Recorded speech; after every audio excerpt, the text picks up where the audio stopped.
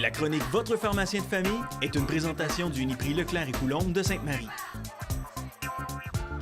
Chronique Votre pharmacien de famille avec Isabelle Leclerc du Uniprix de Sainte-Marie. Bonjour Isabelle. Salut Yannick. Aujourd'hui, on parle de protection solaire. Le soleil commence à sortir et tranquillement, il faut apprendre à se protéger.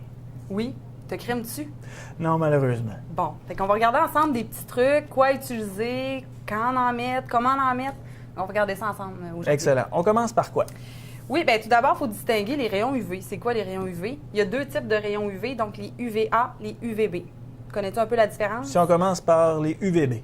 UVB. Dans le fond, les UVB vont aller plus en surface de la peau. C'est eux qui sont en cause lors des coups de soleil. Okay. UVA va aller un peu plus profond, va être là pour le vieillissement de la peau, le cancer. Donc, c'est lui qui est en cause dans le cancer, pour les petites taches brunes aussi qui apparaissent sur la peau. Excellent. Et ça, c'est les deux à force égale, j'imagine? Pas nécessairement à force égale, mais on les retrouve les deux là, dans les rayons UV. D'où l'importance de protéger avec un écran solaire qui protège le UVA et le UVB. Excellent. Donc, on parle de prévention.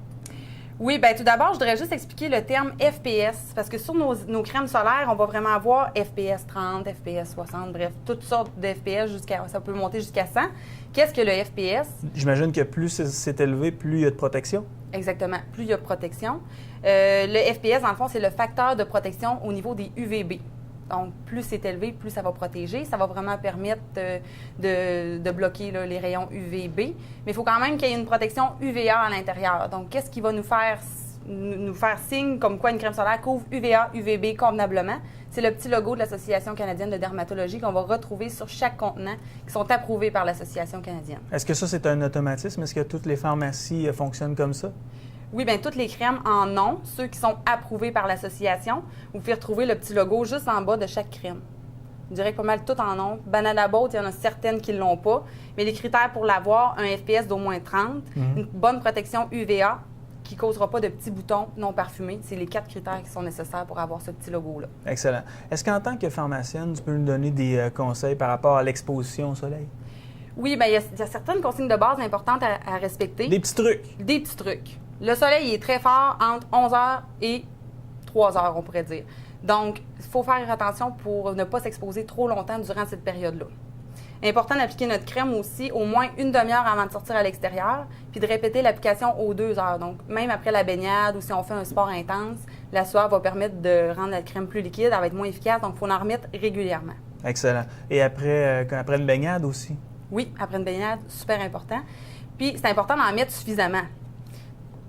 Combien de temps tu penses que ça va durer ce petit contenant-là? Pour moi, ça, environ 10 ans. C'est ça. On n'a même pas besoin de regarder la date d'expiration sur la crème parce qu'un 120 ml, c'est bon pour 4 applications sur Seulement. un corps complet d'un adulte. OK. Donc, des petits contenants comme ça ne dure pas longtemps pour une été. Là. Donc, si on part dans le sud, exemple, un petit contenant comme ça, on n'en a pas suffisamment. Excellent. Au niveau de l'exposition au soleil, bon, effectivement, il y a la peau, mais il y a les lèvres aussi, il y a les yeux. Comment ça fonctionne? Oui. Super important. Dans la plupart des lipsils qu'on retrouve en pharmacie, il y a un facteur FPS à l'intérieur. Il faut vraiment vérifier comme il faut. Les lèvres ils ont vraiment une peau la peau est plus mince, donc il va être plus à risque d'avoir des coups de soleil. Souvent, on pense jamais aux oreilles, mais ça finit tout le temps qu'on brûle de là parce que la peau est plus mince. Donc, c'est important de se protéger un petit peu partout, recouvrir avec un chapeau, des choses de prévention. Là, bien, effectivement, pour ce qui est de l'exposition au soleil, surtout les enfants, le petit chapeau sur la tête. Oui, important. Puis en bas de 6 mois, on ne peut pas mettre d'écran solaire. Donc, d'où l'importance d'y aller vraiment avec les vêtements, les chapeaux, ces choses-là. Puis c'est vraiment important de protéger comme il faut nos enfants en bas de 18 ans parce qu'il y a certaines études qui ont prouvé que si tu prends un coup de soleil en bas de 18 ans, un très gros coup de soleil, ça augmente de 2 fois tes chances d'avoir du cancer de la peau. Donc, c'est super important de bien crémer nos enfants, montrer l'exemple.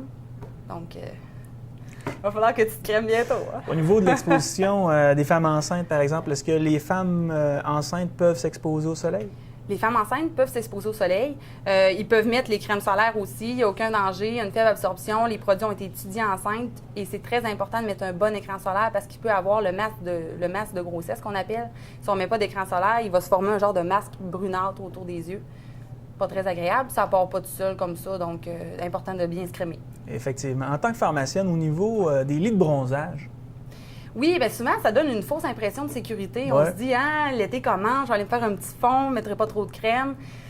Ça peut augmenter les risques de cancer aussi, donc c'est vraiment... Parce que c'est faut pas faire attention. encadré par des pharmaciens, c'est pas encadré par des gens de l'industrie de la santé, là. Bien, de plus en plus, on voit que c'est encadré parce que maintenant, les moins de 18 ans n'ont plus le droit d'aller dans les lits bronzages. Ils cartent à l'entrée des lits bronzages. Donc, oui, c'est encadré un petit peu, mais ça donne un faux effet de sécurité. Comme aussi, exemple, faux effet de sécurité, on pense qu'on s'achète, exemple, une crème d'FPS 100. Bien, je vais en mettre une fois par jour. C'est un FPS 100, ça va bien me protéger. C'est comme un peu une fausse idée là, de sécurité. Qu'est-ce que le RX photosensibilisant? Oui, bien, les médicaments photosensibilisants, dans le fond, il y a certains médicaments qui rendent la peau plus sensible. OK. Des antibiotiques, différents types de médicaments. Le pharmacien vous le dit toujours de faire attention avec une bonne protection solaire d'au moins 30 lors de médicaments qui peuvent rendre la peau plus sensible. Donc, c'est important de s'informer aux pharmaciens pour être sûr qu'on n'ait pas de problématique à ce niveau-là. Là, je vais en faire un cas personnel parce qu'à chaque fois que je vais dans le sud, malheureusement, je ne mets pas de crème de bronzage. Je me dis tout le temps, je vais avoir des expositions au soleil qui vont être contrôlées. Puis à chaque fois, je reviens avec des coups de soleil. Qu'est-ce que tu as à nous conseiller quand on a un coup de soleil et on veut s'en débarrasser le plus rapidement possible? Dans le fond, le coup de soleil, c'est vraiment la peau qui a comme brûlé. Donc, c'est comme un type de brûlure au niveau de la peau. Donc, qu'est-ce qui est le plus important? C'est d'hydrater la peau.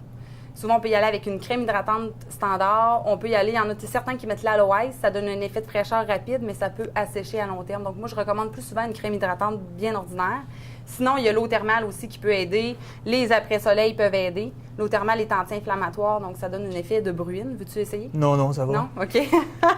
Un effet de brune qui donne un effet de fraîcheur qui va aider. Si vraiment le coup de soleil est trop intense, insolation, etc., Tylenol, Advil peuvent aider pour soulager la douleur. Puis, Des débarbouillettes humides? oui, compresse froide, super bon aussi. Excellent. Comme tu l'as dit, les Tylenol, pour ce qui est des maux de tête. C'est dû à quoi, ce coup de soleil, maux de tête? On la comprend pas beaucoup, là. Oui, bien, les coups de soleil, quand on est rendu à un maux de tête, c'est qu'il y a eu une déshydratation. Ah. La peau a tellement séché que c'est causé une déshydratation, donc les maux de tête viennent souvent de là. Donc, c'est important de bien se réhydrater. J'ai déjà entendu dire aussi qu'après un gros coup de soleil, on peut avoir des maux de cœur, des maux, d'autres maux que le corps humain peut avoir. Est-ce que c'est dangereux? Est-ce qu'on se doit d'aller consulter un médecin ou encore un pharmacien? Oui, si jamais il y a des cloches d'eau qui ont sorti, qu'il y a une grosse partie du corps qui est brûlée par le soleil, puis qu'il y a des nausées accompagnées, ça va être bien d'aller consulter. Mais sinon, du repos, pas d'exposition au soleil, on réhydrate la peau, on se réhydrate aussi en buvant de l'eau. C'est ça qui est important. Merci beaucoup, Isabelle. Merci, bonne journée.